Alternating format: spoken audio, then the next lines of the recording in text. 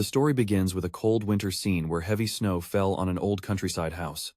The sound of the wind was clear, and although the house seemed quiet, a voice started questioning a rumor. Inside the house, a conversation took place between two people about a rumor claiming a madman was wreaking havoc and destruction on battlefields, which made one of them curiously wonder about this lunatic. The first speaker described this madman as a mercenary, whose eyes showed no attachment to life. He appeared on the battlefield, then vanished without a trace, only to reappear in a new fight. The other person commented in surprise that a mercenary with no will to live was pretty unusual. The conversation continued, mentioning that the mercenary often muttered a strange phrase, "I survived once again," as if he fought for a personal cause rather than money or glory, especially when it involved the empire. This raised concerns about the identity of this mysterious figure. Then, according to rumors, it became clear that this person had once been a prince of a fallen realm. Elsewhere, in a snowy, desolate land, the mercenary in question was seen walking through the snow, searching for a place to die. Soldiers watched him from afar, but the only solution he found to his suffering was self-destruction. His identity was clearly revealed. This mercenary was the third prince of the Bryan realm, and his name was Yuri Bryol, a man who had destroyed both his name and his realm with his own hands. Flashback 10 years earlier, in a casino called Double Axe, the vibe was lively and full of energy. The third prince, Yuri Bryol, appeared at age 15, playing with enthusiasm and confidence, claiming luck was on his side that day. There was the royal mage, Hernando, surprised by Yuri's strange ability to always win. Romeo said Yuri was always broke. Yuri cheerfully replied that his wins were just lucky breaks and that he had no special tricks, encouraging his friends to try another round. Yuri excitedly asked for the bets to be doubled, showing huge confidence in himself and his ability to win. But Hernando reminded Yuri it was time to leave, as they had an important appointment and couldn't be late. Just as they were about to go, a group of men confronted them, accusing them of cheating and fraud. The men grabbed Yuri, accusing him of scamming them and taking their money through vile and deceitful means. Yuri got angry and challenged his accusers, asking if they really knew who he was and what they were accusing him of. The men mocked Yuri's noble claims, saying they wouldn't go easy on him, especially if he claimed to be a prince.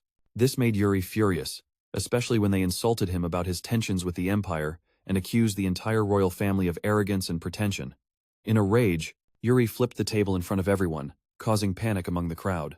The men froze in shock and horror, wondering what was happening. Yuri walked over broken glass, speaking to the men with intense anger, calling them nothing but gutter trash. Then he proudly and confidently confirmed his identity, telling them, "My name is Yuri Bryol, the third prince of Bryol."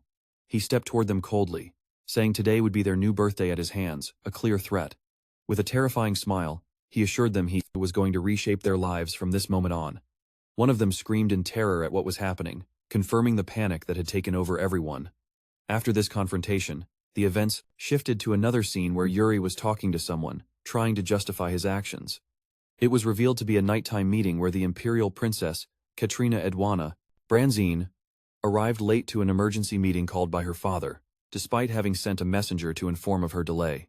Princess Ketrina appeared with sharp and calm features, insisting that her interlocutor overlook this incident, just this once. Ketrina confirmed, with a hint of sadness, that it hadn't been easy for her, and that she was also going through tough circumstances, hoping the other party could understand her situation. After her father left, Prince Yuri explained that he now had to be cautious with every step. He told Princess Ketrina she shouldn't even hear this. At that moment, Princess Ketrina seemed sarcastic and somewhat disappointed, asking if he now considered her a stranger or something else. Yuri quickly tried to clarify his position, insisting he didn't mean it like that. He understood. But Princess Ketrina responded angrily and reproachfully, asking if he didn't trust her enough to talk. Then why had he given her something like that? She showed a blue pendant she had thrown to the ground. Princess Ketrina walked away firmly, telling him not to contact her unless she made the first move. Meanwhile, Yuri called after her, begging her to wait just one more second. She kept walking without stopping, while Yuri bitterly called out as she distanced herself. Yuri felt deep confusion holding the pendant in his hand, wondering what his next move should be. He guessed getting out of this situation wouldn't be easy. Meanwhile, someone watched from the shadows, a mysterious figure smiling mischievously in the dark, signaling a new threat approaching. From that day on, the fragile relations between the Ball realm and the Empire reached a critical breaking point. What started as small provocations from the Empire quickly escalated into an uncontrollable conflict, eventually leading to a large-scale war between the two sides. Yuri was stunned in disbelief upon hearing the warnings of an imminent Empire invasion. The Empire completely devastated the Bryol realm. Flames spread everywhere, and the city began to collapse under the weight of the assault. Amid the chaos, everyone fled in panic while Yuri tried to coordinate the palace evacuation with extreme urgency. The fires kept spreading and growing, signaling the start of a large-scale war with the Empire. Flames roared all around in a terrifying scene as the residents watched their city burn with pain and disbelief. Many years passed, sacrifices piled up, and the war seemed far from over. A soldier named Joshua was seriously injured in battle. The soldiers tried to quickly remove Prince Yuri from the battlefield, but Yuri anxiously asked where the reinforcements led by Bryol were, who were supposed to arrive soon. It turned out that Bryol, considered the greatest military force of Bol and the strongest man on the continent, was not present at this critical moment, a fact that influenced the course of the war. The balance clearly began to tip in favor of the Empire due to Faye's absence. At first, Yuri refused to accept it and saw it as mere coincidence. Maybe he just didn't want to face the truth. But after countless battles where he nearly died and replaying events in his mind, he came to a bitter conclusion. Yuri realized that Princess Ketrina, the only person he fully trusted, had betrayed him. His father's absence from Bryol coincided too perfectly with the Empire's ambitions and sudden invasion, fueling Yuri's suspicions strongly. He hoped it was just an illusion or a trick of his imagination. But the reply he received to the message he barely managed to send by carrier pigeon confirmed his fears. When he opened the letter, he found only a brief sentence, "I'm sorry." This plunged him into absolute despair. News of Prince Yuri's presence on the battlefield spread quickly, and his enemies realized that if they killed him, the Bryol realm would completely collapse. Yuri fought relentlessly, but it became painfully clear this war had no end. The fight between Yuri and his enemies continued with no sign of an imminent conclusion. The battle grew increasingly fierce, while Yuri kept defending and protecting his realm with all his strength. The intense battle between Prince Yuri and the Imperial soldiers continued as he tried to repel their repeated attacks, struggling to defend himself under harsh conditions. In a brutal close-quarters fight, Yuri took several powerful blows but managed to hold on despite the ferocity of the assault. Yuri was completely exhausted. His body trembled with fatigue. Yet, he still stood, and he resisted with all his might. He managed to land a powerful blow on one of the attacking soldiers, knocking him down. Yuri stood with great effort, exhausted and nearly out of breath, his sword in hand about to slip due to fatigue. It was clear the Imperial forces had surrounded him on all sides with no clear way out of this suffocating siege. The Imperial soldiers advanced toward Yuri, their faces showing clear determination to finish him off. Yuri stood there, feeling completely helpless, tears streaming from his eyes from the pain and despair. At that moment, Yuri believed he was facing inevitable death and was about to surrender to his fate. Suddenly, Yuri took another powerful hit that knocked him down painfully. He felt a deep shock and overwhelming sadness. Blood splattered around him as he realized he was in an unavoidable situation. In a moment of absolute despair, one of the defending soldiers jumped in to protect him, sacrificing his life to save Prince Yuri. Yuri froze, stunned, watching the young soldier collapse in front of him, struck by a fatal wound. With deep pain and anguish, Yuri screamed his name, Loran, his close companion who had stepped in front of the enemy to protect him. As he was dying, Loran begged Prince Yuri to survive, to stay alive at all costs. Intensifying Yuri's agony, as he began to desperately call out his name, the attacks grew even fiercer, and the soldiers fought fiercely to keep the enemies from reaching Prince Yuri. The soldiers insisted that Yuri escape, emphasizing that his fall would mean the absolute end of the Bryol Kingdom's future. They shouted at the prince to flee quickly and leave this increasingly dangerous place. Prince Yuri began his escape upon hearing the Imperial soldiers chasing and shouting to stop him. In the next scene, the Imperial troops arrived nearby, searching every corner, insisting he couldn't have gone far and ordering a full sweep. Yuri hid among crates inside an abandoned house, carefully watching the movements of the soldiers outside who were searching for him. He knew he couldn't hide long and was determined to break through the encirclement at all costs, to survive and regroup for the future. While hiding, Yuri wondered what had happened to his father and realized that if he hadn't returned by then, it was very likely the Empire had killed him. Suddenly, before he finished his thoughts, Yuri felt someone approaching where he was hiding, triggering an overwhelming sense of danger. The door burst open, revealing an imposing Imperial soldier. Clearly, the situation had drastically worsened. Yuri felt crushed by disappointment and despair seeing the soldier approach, understanding that if he died there, the future of the Bryol Kingdom would die with him. He begged inwardly, desperate, hoping someone would save him from this impossible situation. Yuri fell to his knees, silently repeating that if he died, the resistance would end completely. He painfully wondered what would become of the knights who had given their lives for him. Tears streamed down his face as he begged to survive, for mercy. But, in the end, Yuri found nothing else to say but broken apologies. His voice cracked under the weight of pain and deep despair. Realizing he could do nothing more, the man who had entered Prince Yuri's place introduced himself and told him words were useless now, that the Empire would pay for what it had done. He urged Yuri firmly to leave immediately, as the Imperial soldiers were already on their way. Yuri started running into the forest, gasping in a desperate attempt to escape his pursuers. As he fled, the man's words echoed in his mind, urging him to stay alive at all costs to rebuild the Bryll kingdom and avenge his fallen comrades. But the ideals Yuri once believed in were just youthful illusions. Meanwhile, reality had been far crueler, ending with everyone's death. Yuri walked under the pouring rain, recalling all the blood spilled, all the lives lost, and sadly wondered what it had all been for. As the rain kept falling, Yuri reached a painful conclusion. All this time, he had only been fighting to punish himself. He desperately wished that one day, someone would finally show up to kill him and end his suffering. It had become clear that Yuri was only looking for a place to die. Back in the present, someone spoke to him in an accusing tone, pointing out that he always threw himself into the most dangerous fronts and desperate battles, claiming it was for peace, but the only real result was self-destruction, and that his selfishness persisted until the end. The voice continued verbally attacking Yuri, saying even death, it was way too good for him, demanding he finally die and calling him the third Prince of Bryll, Yuri Bryol. Yuri was shocked, realizing anyone who knew his past should already be dead. And the thought crossed his mind. All this happened because of his own mistakes. The pursuer claimed again that everything that happened was Yuri's fault. The mysterious warrior's face became clear. He was furious, declaring with terrifying anger that Yuri was the only one responsible for all these tragedies. In a moment of revelation, Yuri whispered the name, Laurent, suspecting the voice attacking him actually belonged to his former companion, long thought dead.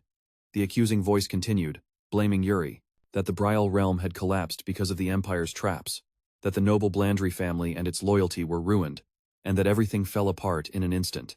The warrior lunged at Yuri with fierce rage, calling him the one who should have died but came back as a vengeful ghost. He attacked him furiously, believing Yuri had returned to face judgment and pay for his unforgivable sins of the past. At that moment, Yuri thought he would find peace in death, but guilt did not torment him yet, even in his final moment. Deep in his pain and reflection, Yuri understood that the blood of his family, the Bryll lineage, would never deny its honor, even if it meant death. Suddenly, Yuri woke from his nightmare, startled by someone shouting his name, Yuri Bryol. The voice echoed in his mind, fully waking him while continuing to call urgently.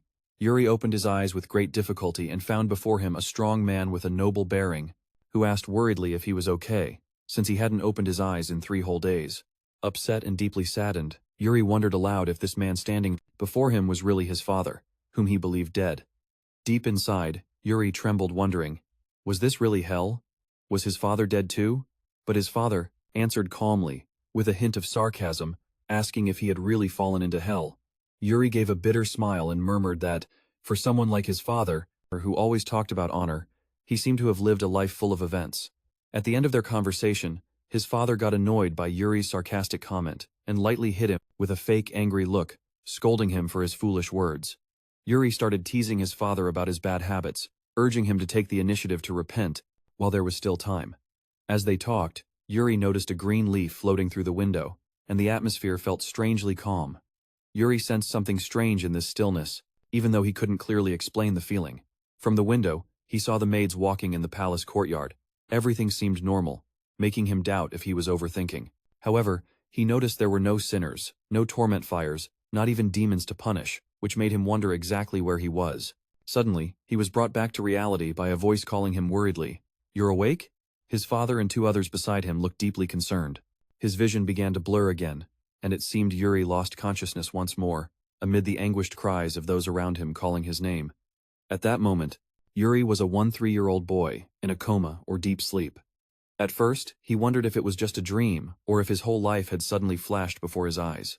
No matter how hard he tried to wake up or change things, he couldn't, and the world hadn't ended like he thought. Instead, the events he had long forgotten began to repeat exactly as before, leaving him no choice but to accept this reality. At that moment, Yuri realized he had truly gone back to the past, to the spring of his 13th year.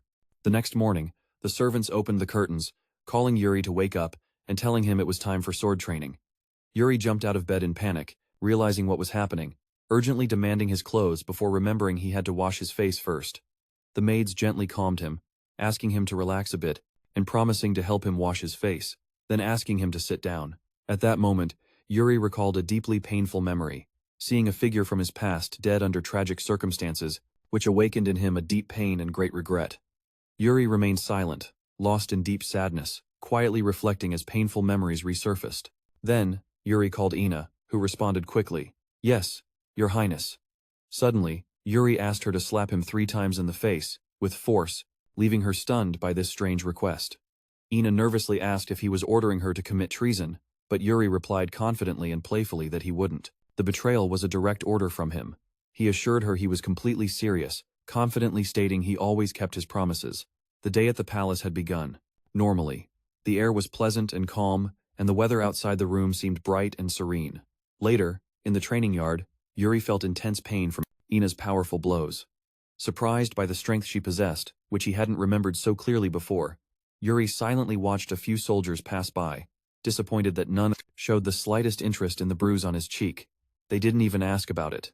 When training began with his instructor, Bernard, Yuri noticed that he didn't even ask about the visible wound on his face.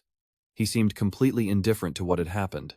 During the sparring session, Yuri grew even more frustrated seeing that Bernard didn't make any effort to correct his stance or give instructions. He just kept fighting in silence.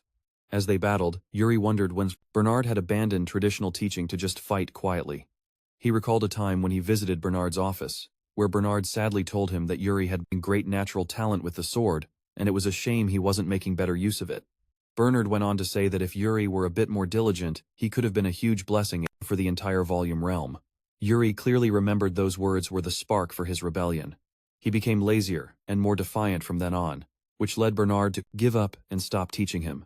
From that moment, Bernard limited himself to sparring, knowing Yuri had become hard to handle. Yuri felt deep frustration from Bernard's words, realizing they hadn't motivated him as intended, but had made him more careless and lazy. Midway through training, Yuri suddenly called Bernard by name, determined to change things. He firmly told him that from now on, he wanted proper training, no holds barred, no softness. He declared that as Yuri Bryol, he'd be completely serious from that moment forward. Bernard seemed slightly surprised by Yuri's sudden change in attitude, but accepted it and said he didn't know what had triggered it. However, from now on, training would be taken seriously.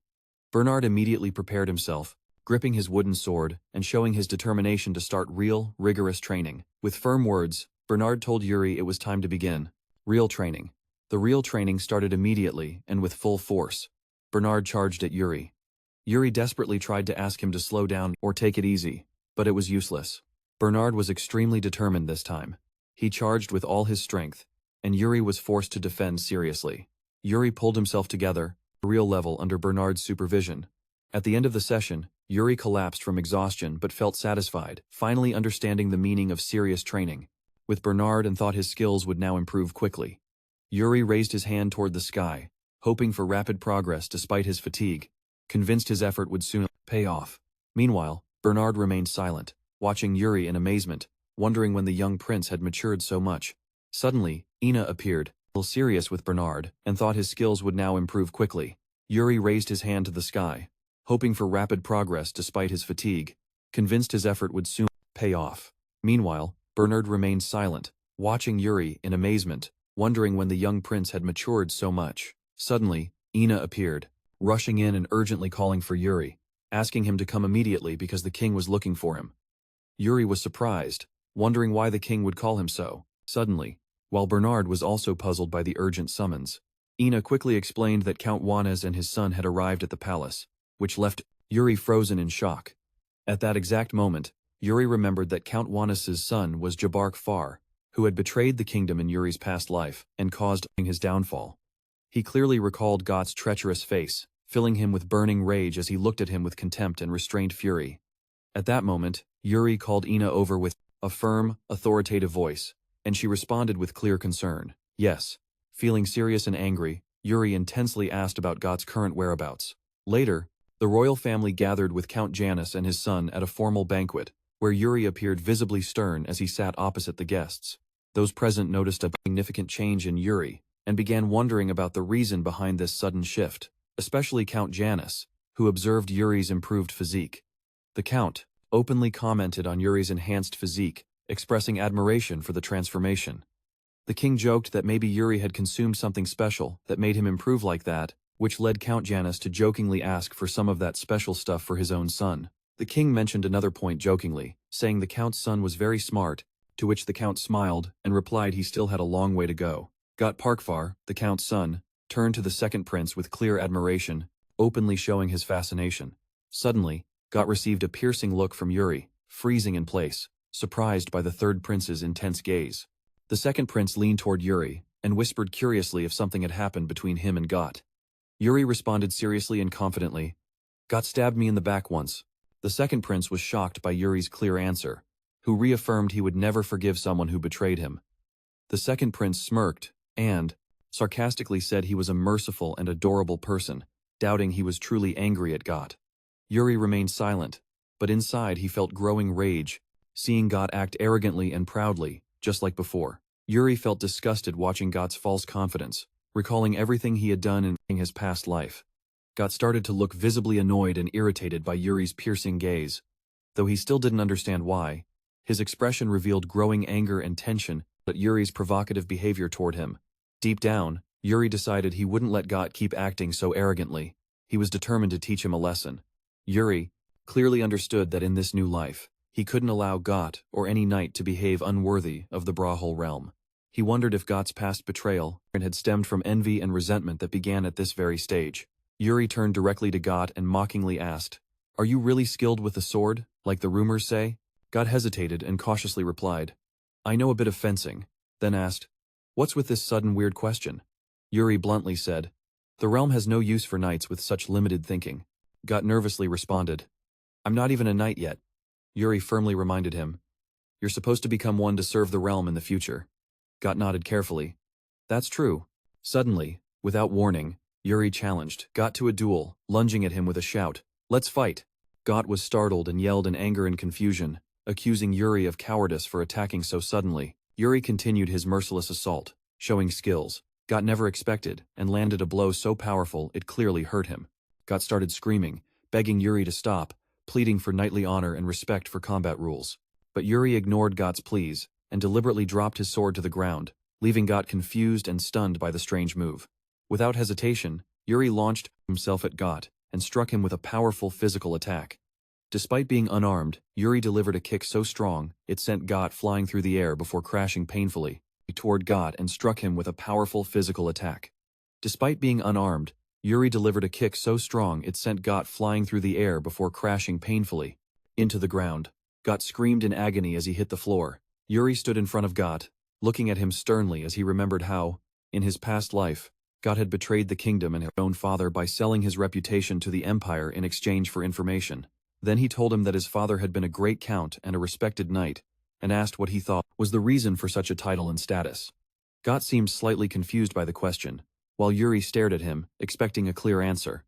Got remained somewhat puzzled, and Yuri sarcastically asked again if the question was really that hard.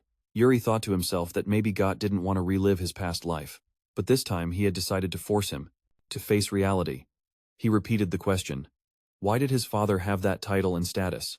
Got replied that he didn't fully understand the meaning of the question. At that moment, Yuri made a decision. He wouldn't allow any knight of the Bryol realm, himself included, to misinterpret the meaning of his position and responsibility. Yuri repeated the question seriously, focusing on why his father had gained the power he now held, but Got still couldn't answer. Yuri's tone shifted slightly, and he told Got firmly that he needed to see the truth clearly. He reached out for a handshake and asked him to really think about his words. After this brief conversation, Got left while Yuri watched him walk away, thinking about the possible changes ahead. The second prince approached Yuri and asked with clear curiosity if he was really skilled in combat or if it was all just a facade. Yuri responded defiantly, asking if he really thought he'd lose. The second prince replied sarcastically and bluntly, "Yeah, that's exactly what I thought." Yuri was surprised by his older brother's answer and asked with some irritation if that's really how he saw him. The second prince laughed and said Yuri was without a doubt the biggest troublemaker and player in the realm, which annoyed him a bit. So, Yuri declared firmly that he wouldn't be like before anymore, and told his brother he needed to stop causing problems too. The second prince looked at him with genuine surprise, watching with disbelief at this sudden personality change. Then he looked at Yuri, who smiled calmly, wondering if Yuri had gone completely crazy, or was really starting to change for the better. After a long and intense training session, Yuri collapsed to the ground, exhausted, and shouted that he had finally finished training. Bernard stepped forward, and after a long and intense training, Yuri collapsed to the ground, exhausted, and shouted that he had finally finished training. Bernard stepped forward and officially declared the day over, praising Yuri's remarkable efforts. He approached him, called him by name, and asked if he was ready to learn the mana style, which surprised Yuri and sparked his curiosity about what was coming next. Excited, Yuri asked Bernard if he would teach him his personal style. But Bernard replied no, explaining that his style wasn't powerful enough for a prince like him. Bernard explained it would be better for Yuri to learn the Bryjovan style, a powerful and effective sword style. Yuri remembered he had already mastered the Bryjovan style in his past life and reached an advanced level as a mercenary, but he felt that in this new life, he needed something more. He began considering other available options, with a strong desire to surpass his former self and not repeat past mistakes. Bernard noticed the depth of Yuri's thoughts and who had exceptional talent and could teach him a new and different style. Bernard paused to think, then remembered the name of someone he considered perfect for the task. He confidently stated that, for innate talent, the best possible choice was a guard named Gerard, who possessed a rare and exceptional gift.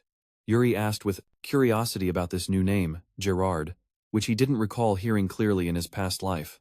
He repeated the name quietly, trying to remember a previous encounter with this person. Suddenly, Yuri recalled that he had indeed crossed paths with Gerard during the war in his past life, but his skills back then were quite mediocre. Still, he was surprised that Gerard had managed to survive so many battles despite his limited abilities, and wondered what the reason behind this continued survival was. Yuri clearly remembered Gerard during one of the battles in his past life. He recalled the deep disappointment he felt, realizing that Gerard truly had. Yuri clearly remembered Gerard from one of the battles in his past life. He recalled the deep disappointment he felt, realizing that Gerard truly had incredible talent but had never used it. He remembered a scene from the past where Gerard was kneeling on the battlefield, regretting not having invested his talent in training and preparation. Amid the flames of war surrounding them, Yuri understood that he and Gerard had been completely unarmed, with rusty and inadequate skills that couldn't withstand the war. Yuri snapped out of those bitter memories with firm determination not to repeat those mistakes in this new life. He felt confident and determined to bring about real change. He made a quick decision. That very night, he had to visit Gerard to snap him out of his laziness and get him back on track. Meanwhile, Gerard was in the training yard, bored and completely unmotivated, holding his sword with no interest, as if he was just going through the motions. Yuri smiled confidently, watching him from afar, determined it was time to ignite the passion of this lazy knight and pull him out of his apathy. The twilight sky was clear, and the palace atmosphere was calm as Yuri strode confidently and determinedly toward the training grounds. Sir Rosso glanced toward the door, surprised by the movement, as if expecting a visitor at this hour. Yuri entered with a smile and politely greeted Sir Rosso, leaving him frozen, wondering why the prince had come so late. Yuri calmly and confidently replied that he had come to check how things were going in the training yard.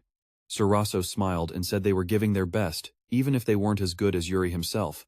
Yuri watched the soldiers train with great enthusiasm and admitted to himself that everyone seemed unusually motivated these days. Suddenly, he asked where Gerard was, and Sir Rosso smiled, saying the new recruit was over there, at the far end of the yard. When Yuri saw Gerard training with indifference, he knew Bernard had been right about his lazy and careless attitude. Yuri understood the importance of real training, which should always push a person beyond their limits, but Gerard was doing just the bare minimum to get by, with no ambition. Yuri felt disappointed and thought that Gerard's skills had clearly rusted and were deteriorating due to neglect. Yuri asked Sir Rosso to bring him a wooden sword, deciding to train himself. Sir Rosso asked who exactly he planned to fight. Yuri sarcastically pointed at the lazy Gerard, training with no interest, and announced he had chosen to face Eziorgazan. The two stood face to face in the training yard, all eyes on them, anticipating what would happen in this unexpected duel. Some soldiers started cheering on the new recruit, Gerard, urging him to give his best and stay alert. Yuri stood confidently before Gerard and loudly said he'd heard he was extremely talented, asking him to show what kind of knight he really was. Yuri smiled mischievously and challenged him, telling him not to disappoint him in this fight. Gerard hesitated for a moment but finally accepted the prince's challenge, nervously replying that he would. Yuri charged at Gerard at full speed, attacking with all his might and telling him not to disappoint him. Gerard was impressed by the power of Yuri's swift assault, his expression revealing surprise at the prince's strength. They exchanged powerful blows at an impressive speed, each strike landing with force and sparking from the intensity of the duel. The watching soldiers noticed Gerard's movements were clean, precise, and sharp, his gestures making the crowd cheer even louder for Yuri. Gerard began to realize that Prince Yuri was fighting very well, but soon he felt something strange and unsettling in this duel. They continued exchanging powerful, focused blows, and Gerard started sensing something extremely unusual in Yuri's fighting rhythm. Gerard finally noticed that the distance Yuri kept between his strikes was too consistent, which made him uneasy. At that very moment, Yuri realized he was totally controlling the duel's pace and was already preparing his next move. A feeling of satisfaction and confidence washed over him. He had set the tempo of the fight and forced Gerard to follow his rhythm. The duel was starting to feel more like a performance than a real fight, so Yuri decided to change the pace. Suddenly, he declared with a defiant smile, "It's time we fought for real." Gerard struggled to block Yuri's next strike, overwhelmed by the prince's sudden speed and power. They continued exchanging fast, powerful blows. Yuri showed reaction speed and precision that were almost beast-like. Gerard kept blocking the attacks, struggling to defend himself, and began to feel that the Prince Yuri had completely outclassed him in this duel. Anger grew inside Gerard. He had initially planned to take the duel lightly, but now he felt forced to put in more effort. He landed a strong hit on Yuri, causing him pain, and Yuri realized this wouldn't be as easy as he'd hoped. Yuri fought to withstand Gerard's consecutive blows but started to feel overwhelmed. He couldn't easily match a trained knight like Gerard. Suddenly, Yuri remembered that Gerard had been a professional and experienced knight in his past life. Even with all his memories and skills gained, defeating Gerard wouldn't be simple. Yuri launched a final, desperate move at Gerard, putting all his strength into a precise strike. Gerard was surprised by the bold attack. Indeed, Yuri managed to land a strong, unexpected blow, pushing Gerard back slightly. An intense emotion overwhelmed him due to the unexpected result. Yuri smiled with great enthusiasm, raising his sword and exclaiming joyfully, "This is exactly what I was waiting for." The soldiers who watched were completely stunned. Prince Yuri had managed to hit Gerard. They praised him with amazement and admiration. Yuri asked, slightly mocking, "Gerard, are you deliberately giving me an advantage?" Gerard replied with a firm look, "I'm not holding back at all." However, he felt a strange unease. Although he had been the one pressing the attack earlier, he now felt cornered. Yuri launched another powerful attack, narrowly missing, which left him slightly frustrated. Smiling after Gerard dodged, Yuri commented, "That last hit was really close." Gerard stood in the middle of the courtyard, clearly angry and irritated by the exhausting situation. At that moment, the soldiers around him shouted in protest at his strange behavior, wondering if he had lost his mind. Suddenly, Gerard revealed a sword wrapped in energy, a mana blade, which horrified and shocked everyone present. The soldiers tried to stop him immediately, shouting in panic, "Are you fighting against the die.But, third prince? Snap out of it." Gerard stopped dead, realizing what he had just done. Strands of Yuri's hair fell to the ground. He had almost been hit by Gerard's deadly attack. Yuri froze for a moment, processing what had just happened. The training courtyard fell into a deafening silence. Gerard shouted in panic and deep regret, "Your Highness," as if only then understanding the gravity of his reckless action. Sir Rosso shouted angrily, "Gerard, are you crazy?" while others ran to Yuri to check how he was doing.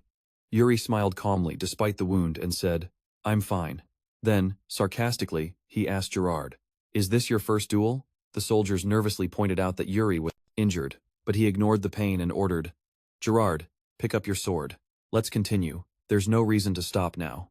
Yuri charged with great force once more, declaring in front of everyone, "There's no justification to stop this duel." Now, both resumed their fight with immense power, their blows clashing so violently that all the spectators felt a deep tension.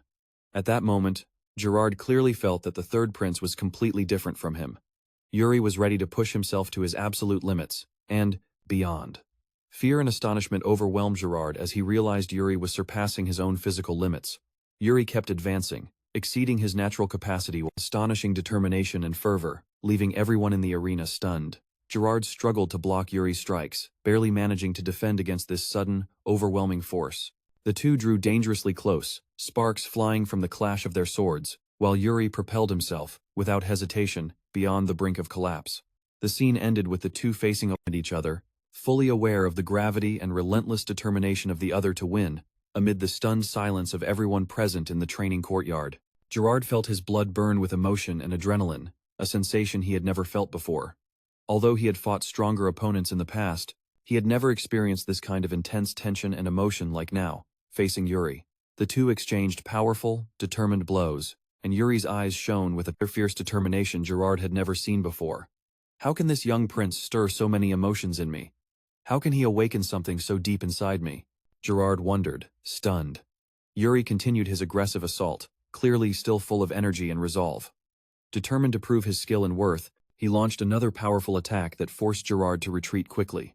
Realizing he could no longer hold back, Gerard shouted in frustration and anger. Understanding how tough the duel had become, he gripped his sword tightly, ready for another strike. Gerard delivered a fierce blow once more, channeling mana energy, trying to end the duel with all his strength. The impact shattered the sword, causing a violent clash between their weapons. Yuri's sword fell to the ground, broken. Yuri smiled calmly and with satisfaction, knowing he had finally achieved his goal, and declared clearly, "It's over." Gerard stood there, panting heavily, but it was obvious he was extremely surprised. After what happened, Yuri reached out to Gerard and calmly said, "Today, I learned something new about you." Gerard shook his hand with a mix of confusion and respect, admitting, "You fought exceptionally well."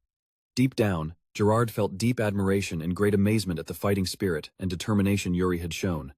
How could someone so young possess such firmness? Suddenly, Gerard realized he was still holding Yuri's hand. Yuri jokingly asked, "What are you doing?" Surprised by the remark, Gerard quickly apologized and let go, visibly embarrassed. Some soldiers mocked, "You made the prince bleed. You're just going to stand there and do nothing?" Their words troubled him even more. Gerard quickly left the scene, visibly overwhelmed. Meanwhile, the soldiers around Yuri whispered that the prince seemed completely exhausted. Yuri collapsed to the ground, breathing deeply, letting out a sigh as he finally felt relaxed and at peace. He opened his eyes with slight surprise, realizing he was lying on the ground, totally drained. The soldiers cheered and praised Yuri, excited by the impressive skill he had shown during the duel. Sir Rosso suddenly felt someone beside him and turned curiously. It was the Royal Guard commander, Sand, who had just arrived. The soldiers asked, "When did you get here?" Sand simply replied, "I just arrived." Yuri was still lying on the ground, exhausted from the intense duel. Commander Sand remained silent, observing the scene, lost in thought. A few days later, the atmosphere at the royal palace was bright, calm and pleasant outside. Gerard appeared, walking silently, through the palace garden alone, as if lost in thought. Suddenly, Gerard heard someone ask if he had finished his service.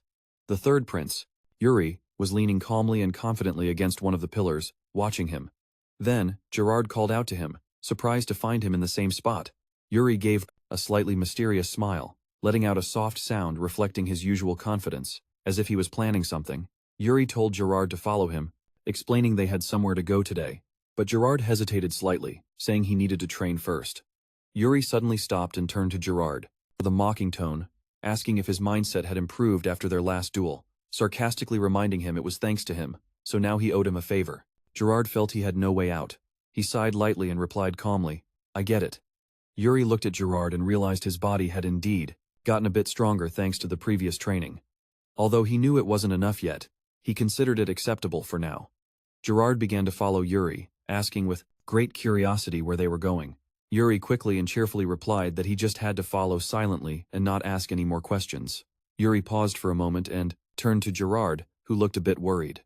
With a bright smile, he told him that if he feared danger, he had already planned to bring someone else, so there was no reason to worry. When Gerard asked in surprise who this third person was, Yuri ignored the question and started calling out loudly. "Hey!" he shouted, catching the attention of a third person at some distance, who turned around upon hearing his name. The royal mage, Hernando, suddenly turned toward the voice, surprised to be called. Hernando approached Yuri and asked what the prince wanted. Yuri told him straight up that he needed his help to get somewhere. Hernando apologized, saying he had another commitment at that time and seemed a bit hesitant. Yuri smirked mischievously and said he was ready to pay off his gambling debts, which left Hernando completely stunned. Hernando looked at Yuri with a serious expression and asked, "Are you serious?" Seeking clear confirmation, Yuri replied with a confident smile, affirming he was dead serious, and added that he could also cover the debt Hernando owed from last time. Yuri looked at him and asked, Sarcastically, if he had ever lied before. Hernando grimaced, saying he'd never seen him lie. At least not outside the gaming hall. Yuri smiled with exaggerated calm, claiming Hernando had never seen him lie outside the gaming hall, feeling a bit embarrassed by the comment. Internally, Yuri started to worry, slightly wondering if his reputation was really that bad, but he didn't show it. After reaffirming his commitment to pay Hernando's debts, Yuri asked him to join without hesitation on the journey ahead. Hernando finally smiled and theatrically agreed, saying that if that was the case, Yuri would first have to sign a contract, then dramatically pulled out the document. Yuri gave him a cold, expressionless look, clearly annoyed inside, wondering if his status as the third prince had fallen so low that Hernando dared to negotiate like this with him. Suddenly, Yuri turned to Gerard and asked him to be the guarantor of the deal, leaving Gerard stunned and shouting in surprise. What? Yuri clearly explained that he wanted Gerard to witness and guarantee what had just been said, forcing Gerard to accept despite his obvious confusion. Hernando finally accepted with great pleasure, inviting Yuri to join him to start the journey immediately, genuinely excited about this new adventure. As the three prepared to leave, Gerard insisted on asking where they were headed, especially since the prince had decided to bring both a knight and a mage, making him deeply curious about the prince's intentions. Yuri paused, showing unusual seriousness and calm, then clearly announced they were heading to the Sword Mountain, causing Hernando and Gerard to look at him wide-eyed, exclaiming at the same time, "Sword Mountain." Yuri gave a slight confident smile, telling himself that from now on, things would be very different from before, and the future held many changes. Prince Yuri began speaking with enthusiasm and challenge, declaring that his destiny was to raid the Ancestors' dungeon, clearly hinting at a dangerous adventure ahead. The trio descended through a secret passage under the palace, which made Gerard express his surprise, commenting that he had no idea such a path existed beneath the palace. Curious and anxious, Gerard asked the prince what awaited them at the end of this dark secret cave. Yuri calmly and confidently replied that the path would lead them to Sword Mountain. Gerard asked, amazed, if he was really talking about the same Sword Mountain linked to the legend of their ancestor. Yuri confirmed with a decisive word. Meanwhile, Yuri recalled his past life, when the Empire had taken control of the Bryol realm and had discovered a hidden dungeon inside Sword Mountain. Inside the mountain, they found archaeological remains belonging to the first ancestor of the Bryol family, causing a huge stir because the ancestors' treasures and artifacts were incredibly valuable. This passage had only been used before as a secret escape route, which led to the ancestors' legacy and precious swords falling into the Empire's hands without anyone from Bryol ever using them. Yuri remembered his painful past, but decided that in this life, he wouldn't back down or run away like before. On the contrary, he would move forward with all his strength and determination. Speaking firmly to himself, Yuri decided he would personally discover his ancestors' legacy inside Sword Mountain and claim it for his realm, with total confidence and resolve. Finally, the three arrived at a secret exit that led directly to a dense forest of impressive natural beauty. Yuri cautiously looked out first from the secret exit, followed closely by Gerard and Hernando. Coming out of the tunnel, Hernando remarked that this path was supposed to lead straight to the Sword Mountain. Hernando asked, puzzled, how the prince had gotten the key to the secret door, especially since it was a rare artifact. Yuri silently recalled finding the key hidden in a corner of the study, just like in his past life. Back then, he didn't know how to use it properly, paying a heavy price for his ignorance. Still, he snapped at Hernando that it was none of his business. While walking, Hernando suddenly cut himself on some sharp leaves, exclaiming in pain, "Ah!" Yuri advised him to be more careful, explaining that the plants there had sharp leaves, and told Hernando to stay close to avoid getting hurt again. Yuri continued cautiously while Hernando silently watched from behind. Suddenly, Hernando turned to Gerard and called out, "Sir Gerard." "Baha." Hernando asked Gerard if the prince had consumed anything unusual recently, expressing surprise at his behavior. At that moment, the prince called them firmly, urging them to hurry. Hernando smiled, commenting that despite everything, the prince's temper hadn't changed at all. Yuri suddenly stopped and ordered the two to halt, having sensed imminent danger. The trio saw ahead a terrifying pack of wolves moving in great numbers. Yuri explained to his companions that wolves travel in packs, making it impossible to predict their exact number. Hernando expressed amazement at Yuri's knowledge, asking in shock how he knew that. Yuri calmly replied that he had read it in a book. This revelation left Hernando deeply surprised, asking incredulously, because Yuri read a book. Yuri ignored Hernando's surprise, and ordered them to move silently. Quickly, since the wolves hadn't noticed them yet, Hernando moved hesitantly, wondering if it was really a good plan, but accidentally snapped a tree branch. Hernando smiled awkwardly, and let out a weak, nervous laugh, saying, "Ha ha." Suddenly, a huge wolf jumped on Hernando from behind, He screamed an apology in total terror. Sorry. As the danger approached fast, Gerard shouted alarmed, seeing the giant wolf pounce on Hernando, yelling loudly, "Sir Hernando!" The wolf charged Hernando with incredible force and speed, trying to strike him. Harold Gerard reacted quickly, using his sword to face the wolf and knock it to the ground with great power, eliminating the immediate threat. At that moment, Yuri expressed great admiration for Gerard's quick reaction, and praised him for wisely and swiftly using monastic techniques to handle the wolf's thick fur. He also warned that the danger wasn't over yet. Indeed, scary eyes suddenly appeared in the darkness, and Yuri declared that their actions had attracted the alpha wolf's attention, the pack leader, who looked truly terrifying. The giant wolf raised its head and let out a loud, terrifying howl that summoned all the other wolves to its side. Soon, the three found themselves completely surrounded by an angry wolf pack, all ready to attack. Gerard drew his sword, channeling a blue mana aura, and shouted at Yuri and Hernando to stay very close behind him for protection. The wolves approached aggressively, growling fiercely, their eyes shining with wild intent. Two wolves suddenly leapt at Gerard in a brutal assault, but he stayed ready to defend himself and his companions. With great skill and overwhelming strength, Gerard successfully blocked the attack, pushing back the two wolves with the magical energy of his sword. Hernando was impressed by Gerard's combat performance, commenting that his skills were exactly what you'd expect from a royal guard of the Volume realm. And Yuri agreed, affirming Gerard's competence. However, Yuri pointed out that although Gerard's current skills were impressive, they still weren't enough to fully resolve this dangerous situation. Gerard began showing signs of fatigue from the ongoing battle, his body clearly tense and exhausted. Yuri calmly called him back, asking him to retreat for a moment, then turned to Hernando and called his name. Hernando responded immediately, "Yes." Yuri reminded Hernando of the king's trust in him and his abilities, stating that now was the time to prove that this trust was well placed. Hernando smiled confidently and unleashed his magical energy, declaring he was now going to use all his combat magic to handle the situation. Gerard was stunned by Hernando's sudden words and asked, confused, what exactly he meant by such strange words. At that moment, Hernando launched a powerful fire magic explosion in an unbelievable display, causing a massive blast beneath the wolves attacking Gerard directly. The powerful fire attack, combined with Gerard's sword strike, pushed the wolves back with immense force, allowing Gerard to leap back and avoid the explosion's aftermath. The fire assault triggered a second massive explosion that helped the three escape completely from this deadly trap. Later, as the sun began to set, the trio finally arrived at their destination. Yuri spoke up, surprised they hadn't encountered any monsters other than wolves along the way. Gerard agreed, admitting that they had finally reached their destination. Yuri expressed surprise at not encountering any monsters besides wolves on the path.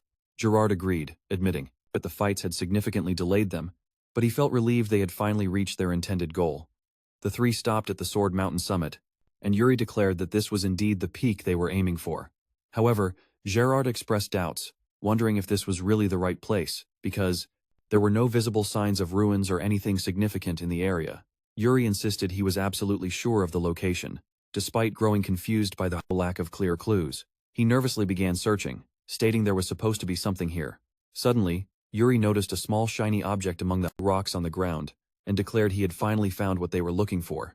He ran toward the shiny object, calling Gerard excitedly, and urging him to help pull it out quickly. Gerard asked Hernando for help extracting the artifact, but Hernando hesitated, replying reluctantly that, for a mage like him, hand injuries were considered a serious disgrace. After Yuri noticed something strange on the ground, he crouched down and discovered a peculiar sword, partially buried in the earth, adorned with a bright red gem. Yuri pulled the sword out easily and held it in front of him, slightly surprised by its glow and power. Hernando commented in amazement that the sword looked incredibly new, not like it had been buried for a long time. Yuri examined the sword more closely and noticed a word engraved on it, guilty, which left him surprised and wondering about its meaning. Gerard approached, asking if this sword could be the founder's legacy. Yuri responded uncertainly that he didn't know. Suddenly, the ground around them began shaking violently, causing the three to take defensive stances, sensing imminent danger.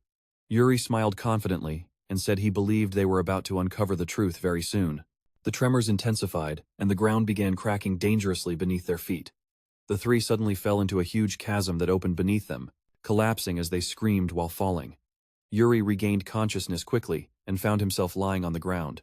He noticed Gerard beneath him, surrounded by a faint mana aura, clearly used to protect himself during the fall. Yuri looked at Gerard and, with a slight smile, thought to himself that this wasn't bad at all. Impressed. By his quick reaction and self-defense, Hernando flew over to them with his magic, commenting in surprise that the place was deeper than he expected. Yuri turned toward Hernando with a cold tone, lightly scolding him for prioritizing his own safety during the fall instead of helping the others. Hernando laughed nervously, explaining that the situation had been too urgent. Suddenly, Hernando noticed something, and his expression turned completely serious as he stared into the darkness. He shouted, warning, Yuri, and pointing at something that had suddenly appeared. Yuri tried to ignore it, saying changing the subject wouldn't work, but Hernando quickly clarified he wasn't joking and announced fearfully that what had appeared was a ghost. Yuri looked ahead, shocked, and saw a mysterious figure emerging from the shadows, dressed in dark armor and surrounded by a terrifying aura. Quickly, and with fear, he realized that before them stood a Death Knight, a powerful entity, strongly tied to death. Yuri hurried to wake Gerard, urgently telling him the situation was dangerous and he needed to get up immediately. But Gerard responded, with extreme laziness. Yuri, out of patience, kicked him hard and shouted for him to get up already, making Gerard scream in surprise. Gerard quickly snapped into attention, asking fearfully and confused where they were, still dazed by what was happening around him. But he soon noticed the Death Knight standing right in front of him and screamed in fear. Alarmed by the terrifying sight, Gerard quickly grabbed his sword and demanded Yuri step aside and let him handle the Death Knight.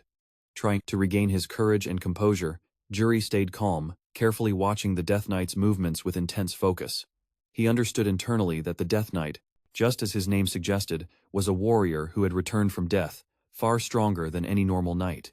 Still, Yuri told Gerard calmly that there was no need to worry, as he didn't believe the Death Knight posed a real threat to them.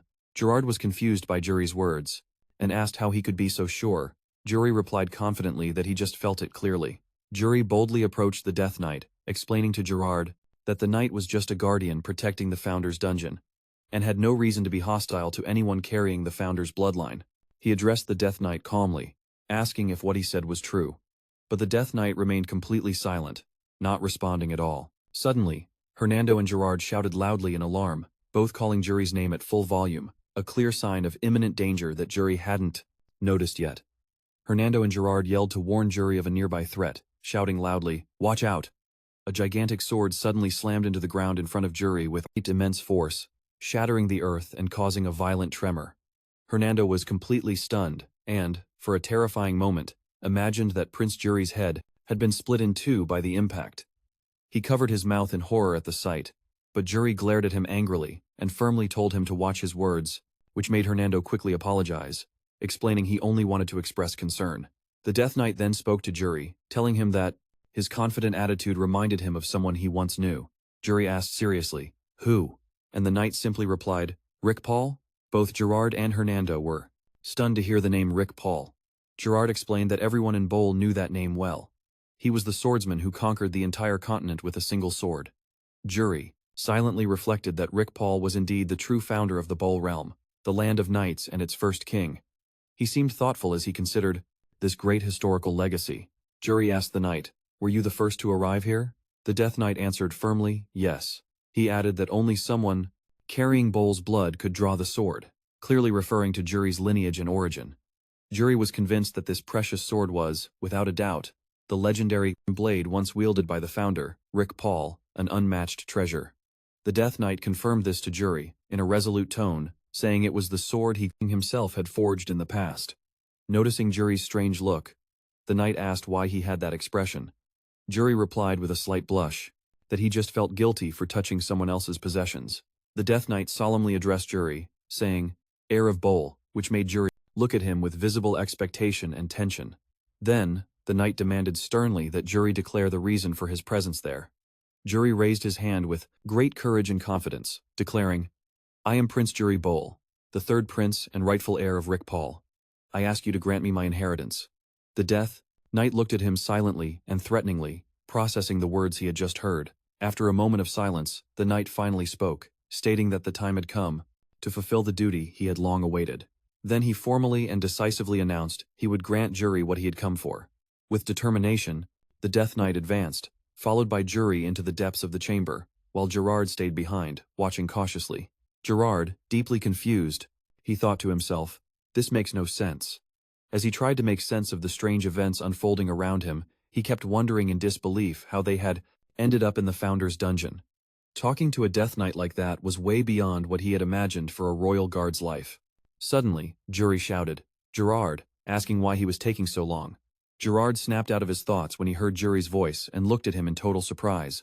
Still visibly confused, he recalled a distant memory from his past life, standing exhausted on a battlefield, while Yuri yelled at him to stay standing and keep fighting. Gerard let out a deep sigh and ran a hand through his hair, trying to make sense of the strange and illogical things happening around him. Finally, he responded loudly and clearly, saying, "I'm coming." Gathering courage to follow Yuri, the three moved toward a large chamber, lit by huge glowing blue crystals. In the center of these radiant crystals, the Death Knight stood firmly, waiting for Yuri and his companions. The trio took a ready stance, full of tension. With anticipation, they sensed a strange energy surrounding them in this mysterious place. The scene ended with Yuri staring straight ahead, intensely focused, while the Death Knight's voice echoed in his mind, saying, "I hope you prove worthy," leaving the upcoming events shrouded in mystery and suspense. As the atmosphere around him was charged with mystery and strange energy, Yuri suddenly found himself in a completely different place. He looked around, confused, and asked, surprised, "Where am I?" Then he noticed someone standing in the distance on this strange land and wondered, shocked, if it was the Founder himself. But what he saw next made him change his mind. The creature before him was not human, but a strange and terrifying being that lunged at him with incredible speed. Yuri engaged in a fierce fight with the strange creature, doing his best to block its attack and letting out a pained sound. Jiosh. During the fight, Yuri noticed a strange energy emanating from the creature and realized, surprised, that it was mana energy. Yuri exclaimed in astonishment, "Mana style." He watched the creature channel energy from its body into its sword. Yuri stared intensely at the creature as it infused its blade with mana energy. He understood that the creature was trying to teach him how to control mana through real combat. Yuri sarcastically asked, "You really expect me to copy you mid-fight?" He laughed bitterly and wondered if his ancestor had completely lost his mind. Then, Yuri critically thought about the strange method his ancestor chose, throwing someone into real combat to learn mana without prior training. Yet, Yuri clearly understood that such a crazy method was perfect for someone like him. He began to focus more seriously, trying to channel mana into his hand, wondering, is this how it's done? Then he shouted at the creature to grab its attention again, yelling, "Hey!" Yuri smiled and said that even though he wasn't completely sure how to do it, he was going to try anyway. The creature smiled confidently with a defiant attitude, ready to continue the fight, saying, "Just do it." Yuri felt a powerful determination inside, and swore that no matter the cost, he had to get stronger. He clearly remembered that in the near future, the Empire would reveal its true ambitions and invade the Bull Realm again. Yuri made a firm decision inside. This time, he would destroy them by any means necessary and not repeat the mistake he made in the past. He began channeling all his energy toward the creature before him, preparing for a powerful and decisive attack. Yuri shouted with strength and confidence as he launched his attack, "I'm going to absorb everything." Suddenly, the scene changed, completely to show Gerard, who had just regained consciousness and was deeply confused. Gerard looked around, wondering, puzzled.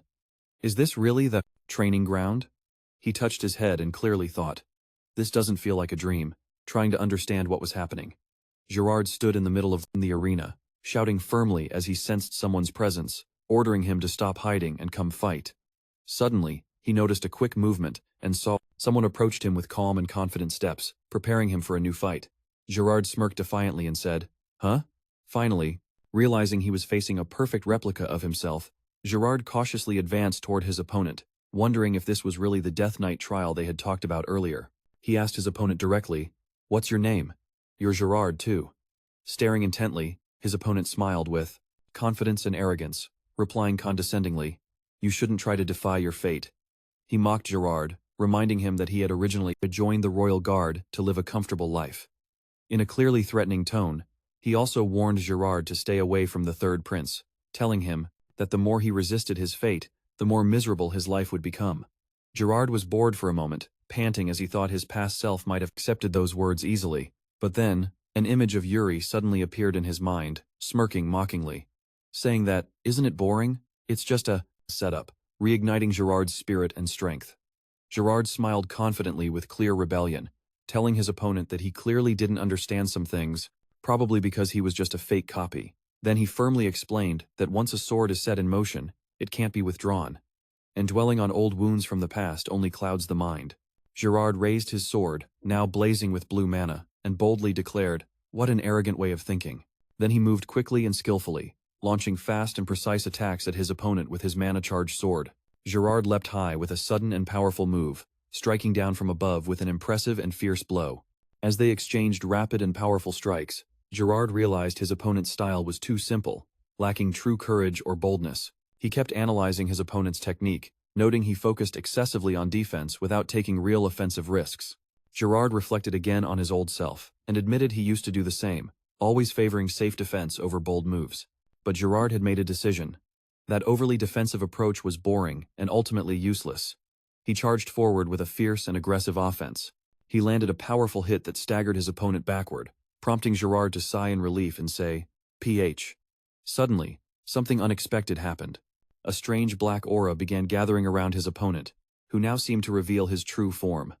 A huge and terrifying dark entity emerged from his opponent's body, and Girard, completely shocked, asked, "Is this his real identity?"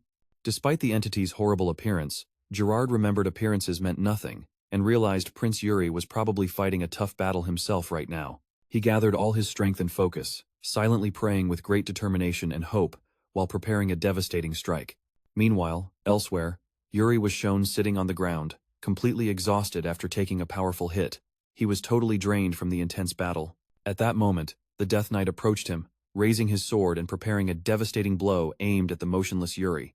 The Death Knight screamed as he unleashed his fierce attack, directing a deadly strike at Yuri, who remained frozen and unable to move. At the last second, Yuri grabbed his sword again despite his wounds and immense pain, summoning all his remaining strength and willpower. Yuri launched an unbelievably powerful counterattack, using all his mana and energy to land a successful blow that sent the Death Knight flying backward with force.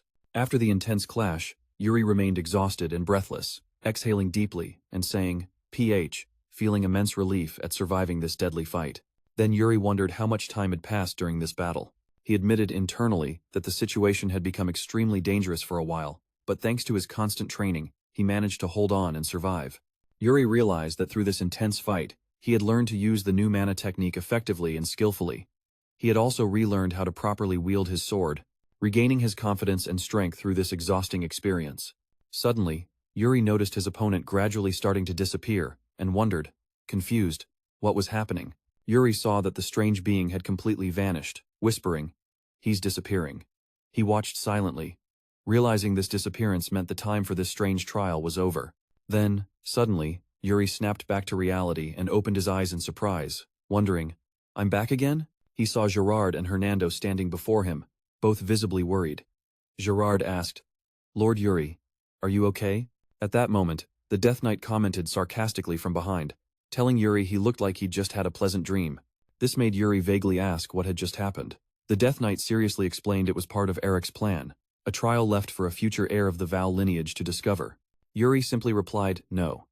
The Death Knight added that it was Eric's final legacy. He had combined his own knowledge with an Eastern style during his last years. He confirmed Yuri was the first to inherit this art. He went on to explain the dungeon only opens when the time comes, and its opening meant it was time to master the hidden power inside. Yuri asked with great interest what that moment was, but the Death Knight calmly replied it wasn't for him to say, and Yuri would have to find out for himself. After a moment of deep thought, Yuri asked the name of this style. The Death Knight answered that Eric called it Soul Severance. The Death Knight then asked Yuri to kneel on one knee, explaining he was about to pass on his ancestors' legacy. Yuri knelt silently and respectfully, ready to receive this great inheritance. The Death Knight placed his hand on Yuri's head and spoke in a deep tone, "Never fear your enemies." He continued firmly, telling Yuri he must act according to what he believes. Yuri responded with clear respect, "Yes, Eric." The knight then asked him to fully uphold the duty of the Bryol family. Yuri once again replied with deep reverence, "Yes, Eric." Finally, the Death Knight spoke powerfully and clearly, still holding Yuri's head. "Remember this well." He assured Yuri the Bryol family never gives up its honor, even at the cost of death, declaring it the Bryol Oath. The next morning, the maid Ina greeted Prince Yuri cheerfully, smiling brightly as she informed him the day had dawned. Yuri let out a tired sigh while still lying in bed, feeling the exhaustion from the previous night's events. Ina kindly asked if he was tired because he stayed up late, suggesting he go back to sleep if he wanted. But Yuri slowly got up and stretched, telling her tiredly he had visited the royal palace archives the night before, implying he'd been quite busy. Maid Ina asked, surprised, why Yuri had suddenly gone to the archives. Yuri calmly replied he wanted to look for a specific document. The night before, Yuri had sat in the archive room, reading carefully, where he discovered important information in the historical records. The founder, Yuri Bryol, had a brother. This brother was a man who had completely abandoned his honor and disappeared from history without even leaving his name. Yuri concluded to himself that this mysterious man was the Death Knight and was probably the original owner of the sword Yuri had received. Ina interrupted his thoughts, urging him to hurry and get changed because the king had summoned him urgently. Yuri asked, confused, why? She said she didn't know the reason but explained the king wanted him immediately after meeting with the mage Hernando. Yuri felt a mix of frustration and worry, realizing Hernando had probably informed the king about what had happened. Later, while walking with Gerard, the latter stopped him and said he was going to report to the king about the day's events. Yuri turned to Gerard and asked if it was really necessary, to which Gerard calmly smiled and said he thought so. Yuri recalled this moment the next morning with slight frustration, thinking to himself. So he told the king everything. Yuri stood before his father in the throne room and respectfully asked if he had summoned him. The king replied firmly, confirming that Hernando had told him everything, adding that Yuri hadn't just left the palace without permission, but had also gone into the founder's dungeon on Sword Mountain. Yuri answered calmly, though slightly tense, that it wasn't something he had planned, it just happened that way. The king then asked with great interest if Yuri had also found the sword in the dungeon, to which Yuri clearly said yes. The king approached Yuri and told him he had heard from many people, from his personal maid to Ronald Sand, even Hernando, that Yuri had changed a lot recently. He gently placed his hand on Yuri's head. Even Hernando had noticed how much Yuri had changed lately. He softly rested his hand on Yuri's head and asked with genuine concern what had caused such a noticeable change. Yuri felt extremely tense, gripping his sword tightly without giving a direct answer, which didn't escape his father's attention. The king asked firmly, "You don't want to answer me?" Looking at him with a serious expression. Yuri stepped back slightly and replied that wasn't the case, which made the king ask again why he was backing away so awkwardly. The king then smiled and said, he understood the reason. It was because Yuri was gripping his sword so tightly. The king repeated his question insistently. "I want to know the reason," Yuri answered, hesitantly, telling his father he had a strange dream. The king repeated the word with clear confusion. "A dream?" Yuri continued and said to his father, with deep gravity, "Yes. And in that dream, he had committed a great crime." The king echoed Yuri's words with strong emotion, clearly asking, "A great crime?" He looked him straight in the eyes and calmly but firmly asked, "What crime did you commit in that dream?" Yuri replied in a serious, steady voice. "The crime was not protecting the Bryol kingdom until the very end." His words left the king deeply shocked and worried. Yuri began speaking to his father in a calm, slightly tense voice, explaining that in his dream, the Bryol kingdom was at war with many people dying. He had tried to change the course of events but failed. He continued, saying that after the kingdom's fall, he had to flee without honor or dignity and ultimately died a tragic death. Then, Yuri sadly explained that when he woke from that dream, the pendant his mother had given him had suddenly disappeared. Yuri clearly remembered the image of the blue pendant and felt deep sadness and worry over losing it. He expressed to his father his belief that this dream might be a warning from his mother about the future. The king asked firmly and with clear concern, "What caused the kingdom's fall in your dream?" Yuri began to answer but hesitated for a moment, thinking internally it was still too soon to talk about the empire, especially since he was already working to change the future, which meant the empire might not invade this time. Finally, Yuri answered with uncertainty, saying he wasn't completely sure but explained it was an army unknown to him. The king looked at him silently and seriously after hearing this, seeming lost in deep thought. After a moment, the king told Yuri he didn't know if what he saw was just a nightmare or a real warning from his mother, Lily. But he was glad Yuri was doing better now.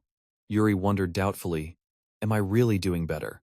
Feeling the overwhelming weight of his past and his mistakes, he recalled a bloody and tragic past and quietly told himself he was just doing his best to atone for his past sins and failures.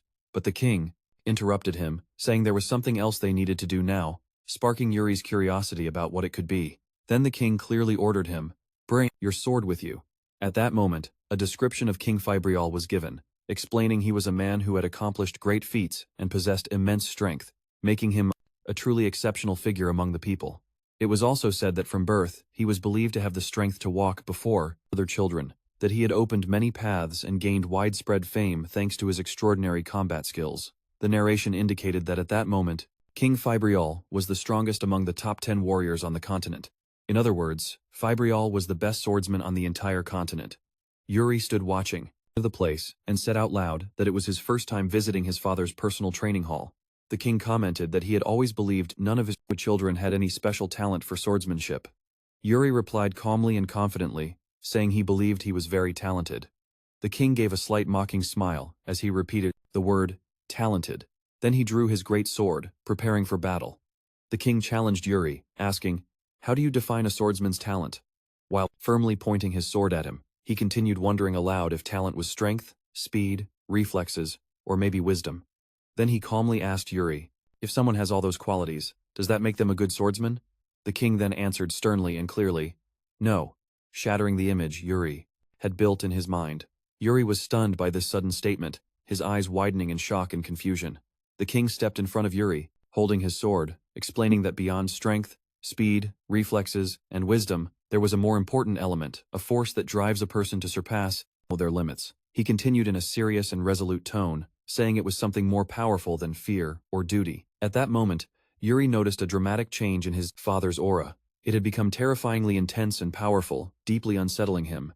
The king then said in a calm, slightly hesitant voice that he wasn't quite sure how to define it, but he might call it an inner calling. Yuri looked visibly confused and uncertain, the emotion clearly written on his face.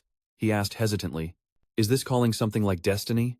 trying to better understand his father's words.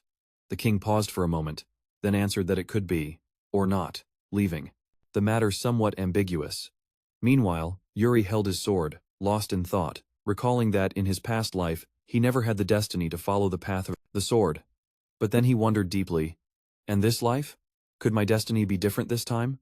The king then asked him clearly, firmly, "What do you think? Do you believe you're destined to wield a sword? Can you hear the inner calling that binds someone to the blade?" The king pressed further, speaking with more intensity. "When, one day, you face death, do you think you'll still be holding your sword?" At that moment, Yuri suddenly felt a wave of fear and tension, and answered in a trembling voice, "I feel nothing," unable to finish his sentence due to overwhelming anxiety. At that moment, Yuri was overwhelmed by the king's terrifying aura, and began to back away quickly, panicked and confused. He shouted at his father, feeling that something was seriously wrong. Behind him appeared a group of scary red eyes, glaring maliciously from the darkness, amplifying his terror. Yuri backed away, clearly frightened, gasping, unable to control his emotions. Painful memories suddenly assaulted him. He heard a voice from the past screaming in his mind, "No, you must run, run, Prince." The flashbacks grew darker as he remembered people crying for help, begging him to save them. In those memories, Yuri saw the kingdom engulfed in flames, screams rising around him amid chaos and destruction. Terrifying scenes of war flooded his mind. He recalled soldiers falling one after another and fire consuming everything in sight. Yuri suddenly snapped back to reality amid the chaos, panicked, wondering, what's happening? Why is Bryol burning? Soldiers shouted behind him, "It's the third prince. The last surviving royal member of the kingdom is here." This only amplified his fear and terror. He saw enemy soldiers advancing toward him, the threatening sound of their footsteps echoing amid roaring flames. With fear and confusion, Yuri gasped, "The Empire." And, at that moment, he had the horrible realization. He had returned once again to that cursed moment when the kingdom of Bryol was besieged and attacked. Yuri was shocked by the terrifying sight before him amid the flames and asked in panic, "What's happening?" One of the attacking soldiers shouted furiously, "Die, Prince of Bryol!" charging full force at Yuri, attacking with all his might. The fierce battle began, Yuri and the attacking soldier exchanging powerful, violent blows, sparks flying around them from the impact. Finally, Yuri landed a heavy hit on the soldier, making him scream in pain. If you've made it this far, I really appreciate your support. Thanks for watching the video. If you want more, let me know in the comments, and don't forget to like and subscribe so you don't miss the next part.